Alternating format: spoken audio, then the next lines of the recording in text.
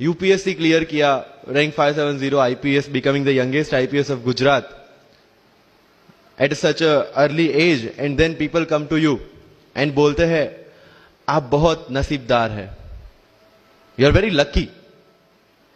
I tell them in reverse, luck favours the brave. कोई अपना luck साथ में लेके नहीं आता, वो बनाना पड़ता है.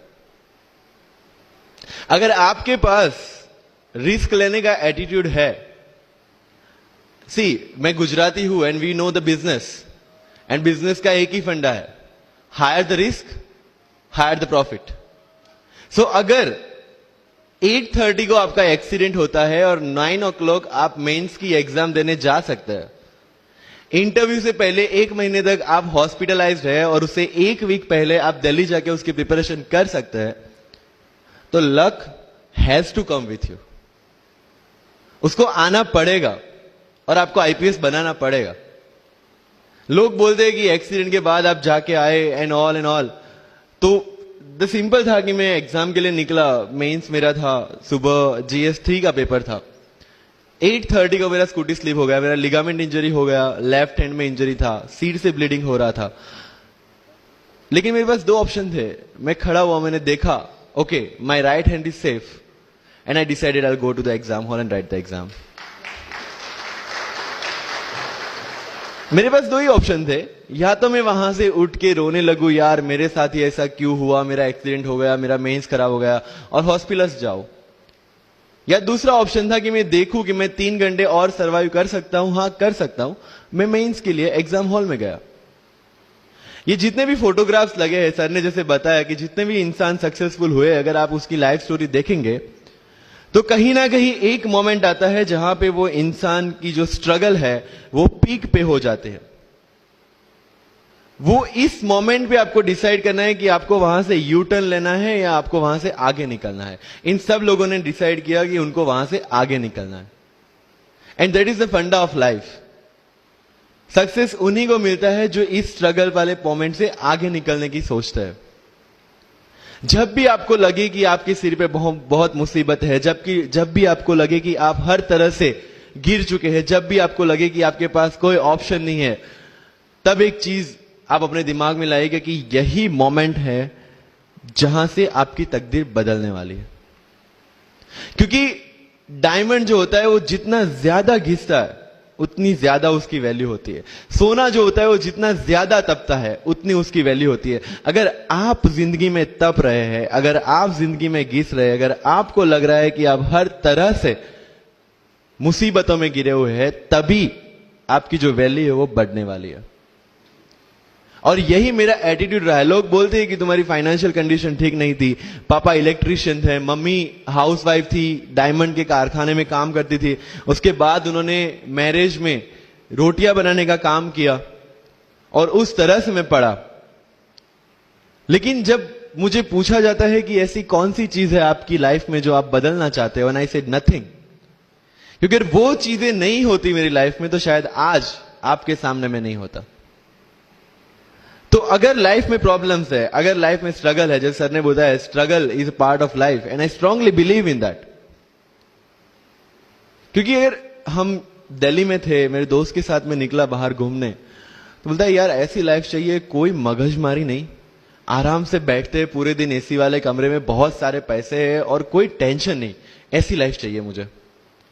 मेरे पास ऑप्शन है. बोलते क्या? बोला देख सामने एटीएम का रूम दिख रहा है, एसी वाला कमरा है, बहुत सारे पैसे, कोई मगजमारी नहीं, जॉब ले ले. क्यों IAS IPS में दिमाग खराब कर रहा है? अगर स्ट्रगल नहीं चाहिए तो you have to compromise with that life.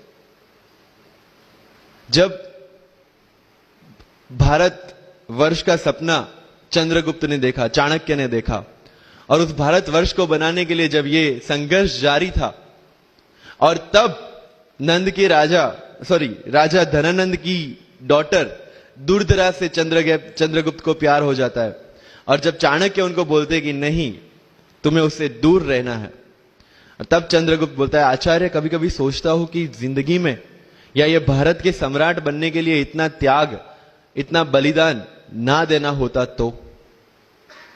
और तब चाणक्य रिप्लाई करते हैं तो हर कोई भारत का सम्राट होता। This is the fundamental rule of life. अगर आईएएस बनने के लिए, आईपीएस बनने के लिए सैक्रिफाइस करना नहीं पड़ेगा, अगर उसके लिए आपको त्याग नहीं करना पड़ेगा, तो आज पूरे इंडिया में हर घर में आपको आईएएस आईपीएस मिल जाएंगे। So when you are entering into this game of UPSC or MPSC, make sure that you have to sacrifice anything which will take you to your goal. लेकिन प्रॉब्लम ये है कि हमें टेंशन होती है, यार दोस्त की एंगेजमेंट है, उसकी बर्थडे पार्टी है, उसकी शादी है, अटेंड नहीं करूंगा तो बोलेगा मैं तेरी शादी में नहीं आऊंगा, एंड ऑल। लेकिन बिलीव मी, जब आप आईएएस बन जाओगे, वो सामने से याद दिलाएगा, भाई इनविटेशन कार्ड नहीं भेजा तूने। समझ रहे हो? तो जो कुछ भी इसके लिए सेक्रीफाइस कर रहे हो, वो जब आप उस पोस्ट पे पहुंचोगे, सब कुछ वर्थ है, सब कुछ। मेरा इंटरव्यू था यूपीएससी का, मुझे एग्जैक्ट डेट याद है, 23 मार्च को मेरा इंटरव्यू था। 20 फरवरी को मुझे हॉस्पिटल में एडमिट किया गया क्योंकि मुझे इन्फेक्शन हो गया था बॉडी में, एंड बहुत हाई फीवर था, तो आईवी के अलावा कोई ऑप्शन नहीं था। 1 मार्च को ठीक होके मैंने सोचा चलो दिल्ली निकलते हैं। 2 मार्च को मैं दिल्ली पहुंचा। 3 मार्च को वापस से टॉन्सिलाइटिस का अटैक होने की वजह से फ्लाइट लेके वापस से पालनपुर, अहमदाबाद, अगेन हॉस्पिटलाइजेशन। 15 मार्च को I got relieved from the hospital. 16 मार्च को मैं दिल्ली पहुंचा, और 23 मार्च को I gave my UPSC interview. तो 1 महीने का हॉस्पिटलाइजेशन। उसके बाद जब दिमाग में ये था कि मेरे साथ जो लोग इंटरव्यू दे रहे हैं वो 1 महीने से प्रिपरेशन कर रहे हैं, एंड 1 महीने से मैं हॉस्पिटल में था, again I thought this is the moment to prove yourself. I went to the interview, और पूरे इंडिया में 2nd highest marks in interview. This is not to say कि मैंने कितना अचीवमेंट लिया, this is just to say UPSC is all about this. मैंने कोई preparation नहीं की थी यूपीएससी के लिए, इंटरव्यू के लिए, but again I scored good marks in interview, because UPSC सिर्फ आपका नॉलेज चेक नहीं करता। Make it very clear in your mind. जैसे सर ने बोला, it's a game of wisdom. आपको पहले ऑफिसर बनना पड़ेगा यहां से। यूपीएससी का काम तो सिर्फ थप्पा लगाना है कि हाँ ये ऑफिसर बन गया। जितने भी आईएएस आईपीएस ऑफिसर्स को आप मिलोगे, you will realise this thing कि ऑफिसर वाली क्वालिटीज इसमें पहले से है। आप जब प्रिपरेशन स्टार्ट करते हैं तभी से समझ लीजिए कि आपकी आईएएस और आईपीएस की ट्रेनिंग भी स्टार्ट हो गई। बिकॉज जो क्वालिटीज आपको चाहिए as an officer, as an IAS, as an IPS, क्या क्वालिटीज चाहिए? फर्स्ट ऑफ ऑल कॉन्फिडेंस, कि जब आप उस सीट पे बैठते हैं, आपके सामने कोई भी क्वेश्चन आएगा, you will be able to handle the issue. ये कॉन्फिडेंस लेके आपको उस सीट पे बैठना है। यही कॉन्फिडेंस चाहिए when you start the preparation. Decision making, अगर हर एक टॉपिक पे आप हर एक कोई पूछने जाते हैं, भाई इसमें कौन सी बुक पढ़ूं, इसमें क्या पढ़ूं, इसमें क्या करूं, then you are not suitable for this exam.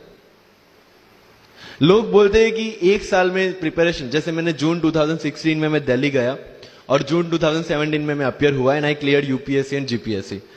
People से कि सर 1 साल की मेहनत में आपने एग्जाम क्लियर कर दिया। यस, टेबल और चेयर पे बैठ के करने वाली मेहनत 1 साल की थी, लेकिन उसके पीछे की मेंटल प्रिपरेशन कितनी पुरानी थी। जब मैं प्राइमरी स्कूल में था तब सोचा था कि आईएएस बनना है, और तब से मेरी जो जर्नी है, तब से मेरा जो टेम्परामेंट है, तब से मेरा जो एटीट्यूड है, वो इसी डायरेक्शन में था। जब कॉलेज में था तब मैंने एनजीओ स्टार्ट किया। 3 एनजीओ से मैं जुड़ा था। जब लोग सोशल मीडिया, व्हाट्सएप और फेसबुक पे बिजी थे, मैं वहां स्लम में जाके बच्चों को पढ़ा रहा था। क्यों? क्योंकि मुझे पता था कि फ्यूचर में यही काम करना है, क्यों ना अभी से उसकी ट्रेनिंग ले लो। So I have invested my each and every moment for this goal. Because जो पर्सनालिटी टेस्ट लास्ट में यूपीएससी लेता है, इंटरव्यू नहीं है वो, we consider it as interrogation. Interview को इंट्रोगेशन लेके चलते हैं, वहां पे पूछताछ होगी नहीं। अगर यूपीएससी के इंटरव्यू में 10 में से 9 क्वेश्चन के आंसर भी आप सॉरी सर और sorry ma'am, I don't know कह के देते हैं, उसका कोई इंपैक्ट नहीं पड़ता। इंपैक्ट पड़ता है वो 9 क्वेश्चन न आने का प्रेशर आप कैसे हैंडल करते हैं। आपके पसीने छूट जाते हैं या आप वही टेम्परामेंट के साथ इंटरव्यू कंटिन्यू करते हैं। मार्क्स उस चीज के हैं, मार्क्स है आपकी सोच के। एक ऑफिसर के तौर पे जब आपको आईएएस या आईपीएस की सीट पे बिठाया जाएगा, how will you treat the citizens of this